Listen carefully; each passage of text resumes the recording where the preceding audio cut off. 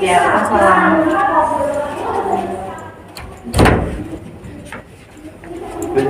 Iya boleh, kita duduk. Mas Irfan ya? Iya. Jauh rumahnya perjalanan dari sini? Ya 1 jam lah, 1 jam ya. Mungkin 45 menit lah, ya sampai 1 jam. Gimana perjalanan jauh ya kan tadi? Panas. Ya panas Ya, lagi panas ya lah. cuacanya. Iya. Gimana Mas Irfan? Kalau boleh tahu jauh-jauh kan ya 40 menit dari rumah ke sini gitu kan. Pasti ada hal yang ingin diceritakan gitu kan. Mungkin bisa Mas ini. Ya sebenarnya saya memang ada tujuan sih Mbak. Ibu atau Mbak ya saya panggilnya. Pak, terserah yang senyamannya aja. ya Mbak aja ya Mas. Biar sama-sama lah gitu. Ya memang saya datang sini ada tujuan dan maksud ya. Sebenarnya saya memang ada sedikit pikiran ya. Ini dari saya sendiri, ya keluarga saya lah. Ada masalah, terutama itu kakak saya. Saya itu punya kakak itu 2, jadi 3 bersaudara dengan saya. Kakak saya perempuan yang pertama, yang kedua itu perempuan, saya laki-laki sendiri. Yang saya ini jadi problem yang merasa saya problem ini, dan ini masih saya baru rasakan lah 2 tahun inilah gitu berjalannya. Jadi baru-barulah ini tuh ibarat telur baru pecah, baru netas itu baru-baru ini 1 bulanan atau 2 bulanan ini. Jadi permasalahannya seperti ini Mbak. Kakak saya itu mempunyai problem di rumah tangganya, yaitu kakak saya ingin bercerai dengan suaminya gitu. Dan di sini kan saya juga sudah nggak punya ayah gitu. Jadi dalam permasalahan ini saya tuh bingung. Yang bisa menyelesaikan itu kan pastinya orang tua di keduanya, orang tua dari kakak saya atau saya sendiri, keluarga dari sana, dan juga dari suami gitu kan. Pastinya di sini permasalahan utamanya itu ya saya dengar dari ibu saya juga, itu kakak suami dari kakak saya itu selingkuh gitu. Jadi kakak saya itu menemukan hal yang dikategorikan selingkuh lah gitu. Jadi yang membuat keduanya itu renggang. Sudah ada kalau 5 kali itu mbak saya itu berantem dengan suaminya, dan itu ribet besar lah ibaratnya. Dan itu ibu saya itu sifatnya nggak bisa mau ikut campur, juga merasa ini bukan keluarga saya, sudah bukan milik keluarga saya. Ibu saya itu berpikirnya saya jangan sembrono mau ikut campur di keluarga ini. Dari sudut pandang Mas Irfan sendiri gitu kan ya, itu yang harusnya gitu kan, yang harus menyikapi gitu kan ya selaku laki-laki sendiri gitu kan dalam persaudaraan gitu. Itu kira-kira apa yang bakal Mas Irfan ini pada kedepannya gitu? Kalau saya sih gini, pernah saya berpikir bahwasanya saya ini laki-laki juga pengganti ayah lah gitu. Saya pernah berpikir seperti itu. Saya pernah berpikir apakah saya berhak gitu mau bilang ibaratnya menyampaikan unek-unek ibu saya. Saya kan juga berpikir gimana caranya keluarga ini tetap utuh gitu kan intinya. Tapi ya dari sisi kakak saya itu tetap nggak mau gitu, kayak udah sakit hati. Keras gitu. Jadi saya agak bingung juga saya mau bertindak bagaimana. Kakak saya itu tetap tidak mau walaupun dengan suaminya gitu. Jadi serba salah gitu loh, mau pikir gimana. Jadi kalau menurut Mas Irfan itu, Mas Irfan inginnya itu kalau bisanya itu endingnya baik gitu kan ya. Iya gitu. Tapi kakaknya yang kurang berkenan gitu. Ya. Apa Mas Irfan pernah nyoba ngomong sama kakaknya Mas Irfan sendiri? Kalau kakak saya itu orangnya tidak mau terbuka gitu. Jadi kalau permasalahan di dalam keluarganya, ya dia itu kekeh untuk menyelesaikannya sendiri gitu. Bagaimanapun caranya, walaupun itu akhirnya berpisah atau dia sakit hati, ibarat bahasa Jawanya gulung komeng lah ibarat gitu. Itu ya sudah jadi tanggung jawabnya mbak saya, karena dari awal dia mengambil keputusan untuk menikah ini itu sudah jadi kehendak dia gitu. Jadi intinya mbaknya Mas Ervan ini nggak mau dicampuri gitu. Jadi gini mbak, jadi kalau inti dari permasalahan yang timbul itu awalnya kan ibarat istri kan mau dapat nafkah lahir dan batin kan. Itu ibarat kalau dari nafkah lahir uang lah ya, materi. Nah itu mbak saya itu ibarat pekerjaan itu lebih tinggi mbak saya, ibarat gaji lah gitu. Kalau orang Jawa bilang itu bisa-bisa kamu diinjek sama perempuan, tapi dalam prinsip mbak saya itu di sini saya bekerja juga demi keluarga, jadi saya nggak mau seperti itu. Jadi mbak saya sudah berprinsip seperti itu, dan di sini mbak saya itu sudah gimana ya, nafkah lahir itu dari suaminya itu ya sedikitlah tercukupi, oke. Tapi nafkah batinnya tidak tercukupi seperti itu ya. Itu sudah pernah bilang lah ke ibu saya, dan ibu saya cerita dengan saya itu. Jadi dari hal itu udah 2 tahun lah ibaratnya gak di. Tapi sekarang berarti masih bertahan ya? Ya masih, tapi dalam problem masih bertentangan terus dengan itu. Kalau misal kedepannya kan kita nggak tahu kan ini terjadinya seperti apa, bakal terjadi hal-hal yang seperti apa, entah itu baik gitu kan, ataupun yang jangan sampai itu kan ya, hal yang buruknya gitu kan. Menurut Mas Ervan gitu, apakah ada kayak persiapan gitu kayak untuk ngebantu mbaknya ini supaya benar-benar terselesaikan, apalagi kan ini udah 2 tahun gitu kan ya, udah 2 tahun berjalan dan tapi ini belum selesai gitu kan, juga kasihan sama mbaknya Mas Ervan gitu. Apa nggak ada ini pandangan ke depannya, mbak ini harus kayak gini gitu?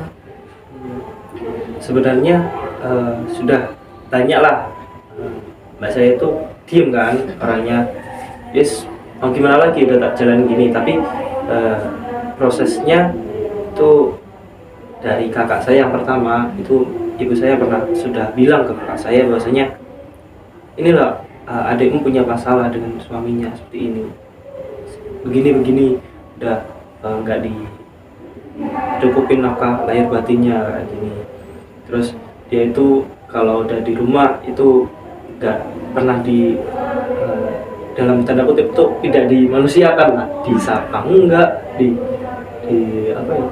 diajak bicara enggak, kan udah enggak Itu selama 2 tahun berarti ya sudah berjalan itu kemungkinan 5 bulan lah, 6 bulanan lah, setengah tahun lah ya.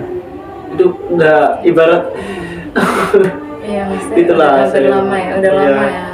Jadi saya merasakannya gimana sih keluarga saya kayak gini gitu. Saya bingungnya di situ, saya harus gimana, saya harus apa di sini itu. Untuk pihak suaminya sendiri Mas Ervan apa pernah ngajak komunikasi langsung gitu? Kalau saya orangnya kan, dia kan keluarga saya sudah termasuk keluarga saya, jadi saya walaupun dia bersikap bagaimanapun ke mbak saya tetap manusiakan dia di sini. Saya ajak bicara gini, tapi saya nggak pernah ikut apa ya, tanya mas ngapa tuh mbak Eka kayak gini. Nggak, saya cuma tanya di mana mbak saya kayak gitu. Kalau itu kan saya pastinya berpikir kalau semisal suaminya ada di rumah, kok tiba-tiba mbak saya itu nggak ada di mana kayak gitu. Misal ke mall, tiba-tiba ke mall, lah apa enggak pamit mbak mas, oh enggak, lah terus aku sih mau nganterin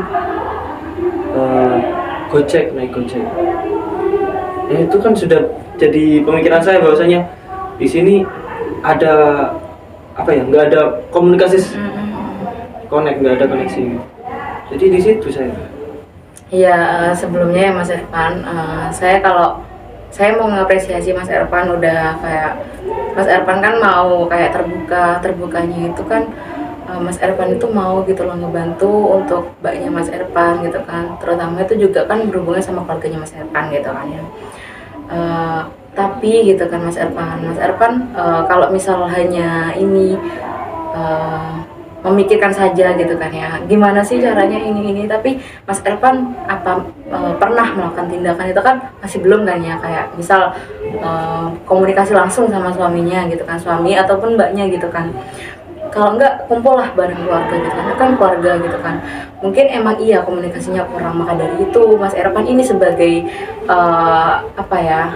pemimpin dalam keluarganya gitu kan, bisa lah mencoba untuk memulai gitu kan, karena kalau yang lain misal nggak ada inisiatif gitu, mungkin bisa dari Mas Ervan sendiri yang memulai gitu kan, apalagi ini kalau udah saya katakan ini sudah lama gitu kan ya, udah 5 bulan berjalan kan kalau hal itu terjadi gitu kan, dan sebelumnya itu udah 2 tahun gitu, itu udah lama banget gitu, kalau diterus-teruskan itu juga akan menjadi lebih parah gitu kan takutnya, makanya kan Mas Ervan itu juga bisa ini kan, makanya sampai ke sini gitu kan, saya mau bercerita karena Mas Ervan juga agak terganggu kan sama hal tersebut gitu, ingin menyelesaikannya. Nah maka dari itu Mas Ervan yang punya inisiatif, harusnya Mas Ervan yang bisa memulai gitu Mas Ervan. Oke. Ya mungkin saya coba dulu ya Mbak ya. Itu dari itu. Ya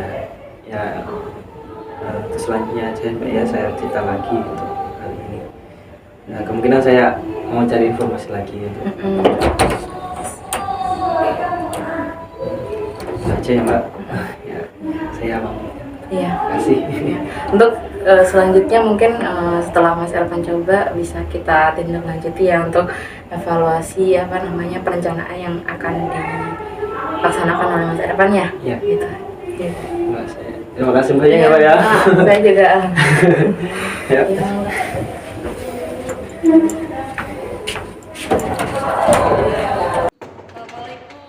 Waalaikumsalam, silakan masuk. Ya.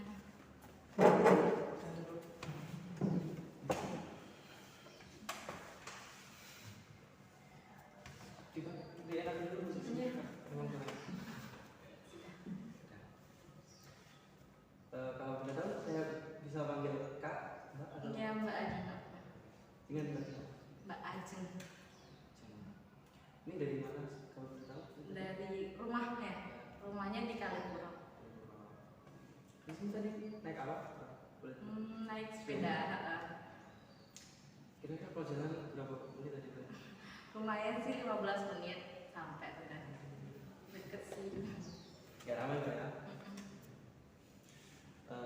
Jadi kalau boleh tahu nih, di sini kan Mbak Ajeng ada niat sih di sini kan. Kalau memang boleh tahu Mbak Ajeng ini ada yang perlu ceritakan sama saya, ya kan? Nah, di sini Mbak Ajeng sudah pernah nggak melakukan konselor, bertemu dengan konselor? Belum, ini pertama kalinya. Jadi sudah tahu bagaimana proses konsultasi? Belum tahu. Proses konsultasi di sini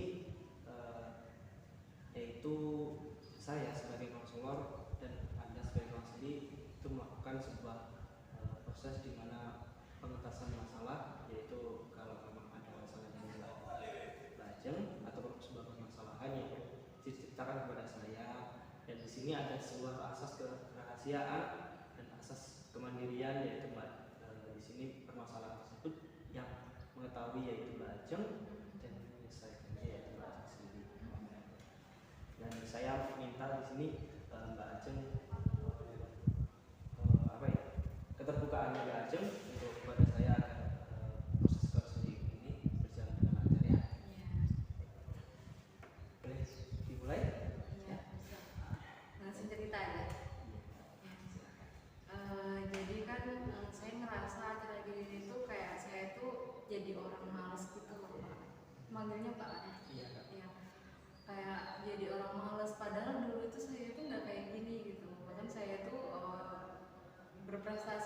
bidang akademik. Tapi sekarang saya ngerasa males ya, bahkan kayak misal saya kan suka ada punya hobi kan, hobi saya itu membaca gitu. Tapi dulu itu kan saya itu kan sering banget membaca, nyari buku, baca buku, apa nyari-nyari perpustakaan. Tapi sekarang ini saya malas ngelakuinnya itu, nggak ada semangat, nggak ada minat lagi dalam hal itu gitu. Kayak ngerasa kosong aja gitu. Kalau boleh tahu itu berjalan lama-lama? Baru-baru ini sih, sekitar 2 bulanan. Kalau boleh tahu frekuensi itu terjadi itu 1 kali, 2 kali atau 3 kali? Sering banget gitu. 3 kali mungkin maksudnya. Kalau belajar sendiri masih ada ya? Masih lengkap. Kalau di sini Mbak Ajeng kan tahu nih punya prestasi, punya belajar yang baik di sekolah. Di sini Mbak Ajeng pernah nggak mendapatkan sebuah penghargaan dari ibu atau ayah?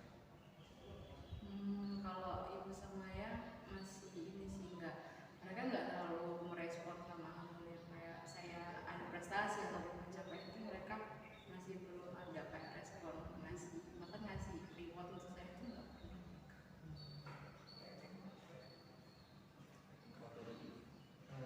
Nggak pernah. Kalau dari ibu kayak berangkat sekolah seperti itu nggak pernah ucap sambut sama ibu. Kebanyakan sih akademik saya itu ya di luar sekolah gitu loh, jadi saya nyari-nyari kayak tentang lomba-lomba itu di luar sekolah sih. Jadi nggak tahu ya. Makanya saya juga nggak ngomong sama siapa-siapa itu. Tapi orang tua saya tahu, tapi emang setelah saya nggak ada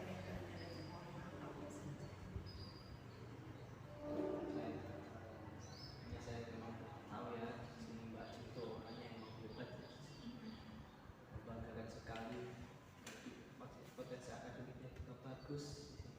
Cuma Mbak Ajeng sedikit menginginkan sebuah reward, ya kemungkinan sebuah pujian atau hadiah dari ibu ya, dan respon sudah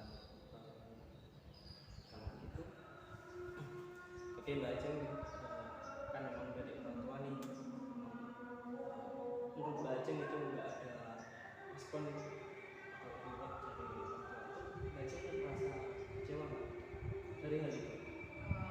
Kalau boleh jujur, kecewa ya pasti gitu kan. Karena apa ya, kan saya kan juga udah berusaha gitu kan, gimana sih caranya biar bisa dapat perhatian juga dari mereka gitu kan. Dan ternyata mereka nggak ada respon apa-apa gitu ke saya. Kan Mbak Ajeng ini semangat belajarnya. Iya, tapi kalau sekarang udah apa ya, kurang gitu loh. Saya kerasa udah kurang kayak dulu. Padahal saya dulu tuh semangat banget. Sudah pernah